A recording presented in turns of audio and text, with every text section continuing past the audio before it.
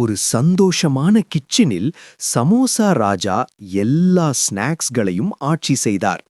ஒரு நாள் அவர் பயந்து எழுந்து, நான் ஒரு கனவு பார்த்தேன், என்னை யாரோ சாப்பிட்டுட்டாங்க என்றார். அதை கேட்டவுடன் எல்லா ஸ்நாக்ஸ்களும் பயந்து விட்டார்கள்.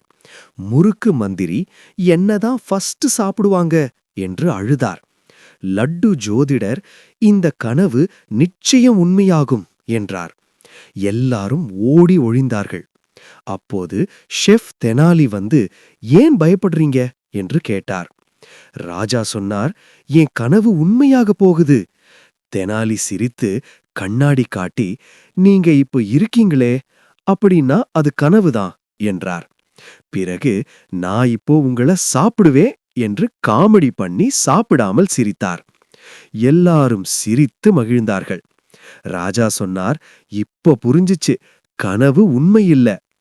அனைத்து ஸ்நாக்ஸ்களும் சேர்ந்து பயம் வேண்டாம், புத்திசாலித்தனம் வேண்டும் என்று ஆடினார்கள். If you want more video like this, like